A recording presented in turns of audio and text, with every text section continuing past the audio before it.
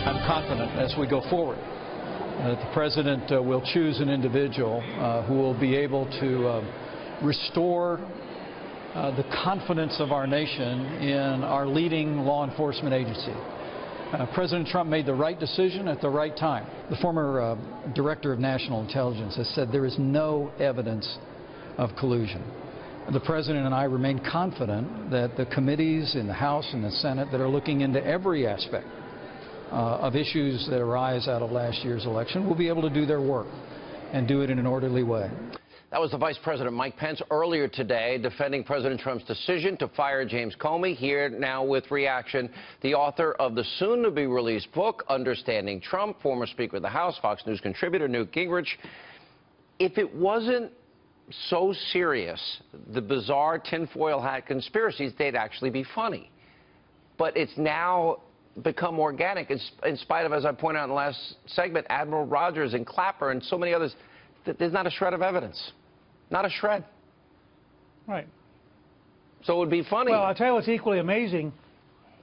Some of the liberal networks are now actually reminding Democrats of what they said about Comey in the last few months. And, I mean, I've never seen them do this before. I think the Democrats are now so out of sync with reality that even the more liberal networks are beginning to have to say, now, wait a second.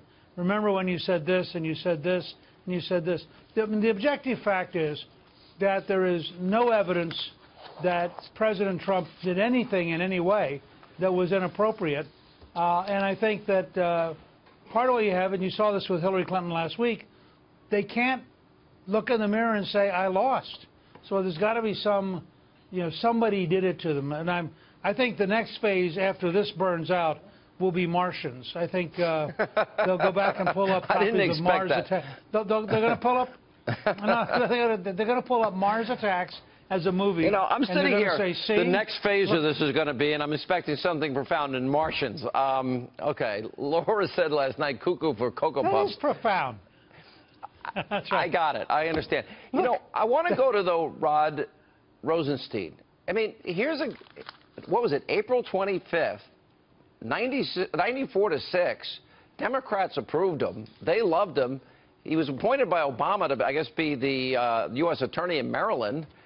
And he and all of these other attorney generals during the Ford era, even for crying out loud, Eric Holder and others, all say the same thing. Mukasey and so many really smart attorney generals, deputy attorney generals from all these past administrations. Look, the fact is that's the real argument that the Democrats have. Here is somebody who is a career professional. I think he served starting back in the Clinton administration in the Justice Department. He was picked, he was Obama's choice to be the U.S. Attorney for Maryland. He, as you point out, he's endorsed 94-6. And he's the guy who writes the memo that says we will never be able to rebuild the FBI as long as Comey is there. Now, if you're the President of the United States and out of a nonpartisan career professional, you get a memo like that, you have a pretty strong pressure to act and to do the right thing for the country. And I believe in firing Comey that President Trump did exactly the right thing. So as the great historian that you are, and this is your love and passion, and I've always felt you were more professorial. I'm not setting you up, more professorial. You actually were a professor.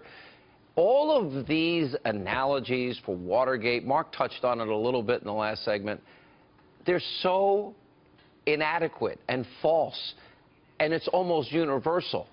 And then it goes a little further on NBC with the whiffs of fascism comments. Do you want to just address that from a historical perspective? It's not the Saturday Night Massacre. No, well, first of all, they're totally different environments. The fact is that you are now dealing with a desperation on the left. I mean, I think the only way you can understand the news media and the left-wing Democrats is that it's a pathology. I mean, it's not a political event.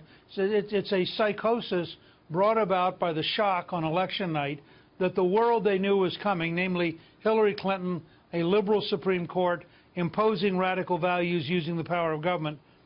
Sometime around 8 or 9 o'clock that night, it disappeared. And they have never gotten over it. And as a result, you see these kind of nutty statements. You know, when President Clinton fired the director of the FBI, I don't remember anybody jumping up and saying there was a whiff of fascism about doing it. The objective reality is that the president was given advice by a career professional who was acceptable to Obama, acceptable by 94-6 to the Senate. He took that advice. But my deeper point here, Sean, is if President Trump comes out tomorrow morning and announces that he has decided that the United States flag is red, white, and blue, Chuck Schumer is going to jump up and say, you see, once again he's wrong because it's fuchsia. Don't all of you understand that it's fuchsia? Because they can't agree on anything that Trump wants. And so it's kind of like they wake up in the morning and they say, I know Trump's guilty. What is it he did? And that's their whole approach right now. And we just saw in Omaha, by the way, they had a good guy running for mayor, had a real chance to win. And the more people realized who the Democrats were, the more his campaign collapsed. All right, Mr. Speaker, thank you for being with us, and I really appreciate the Martian analogy. Why am I not? I won't be shocked when it happens. I mean it. I really think it can happen. Part of my professorial role, right? My professorial role. That's correct. All right, sir, thank you. And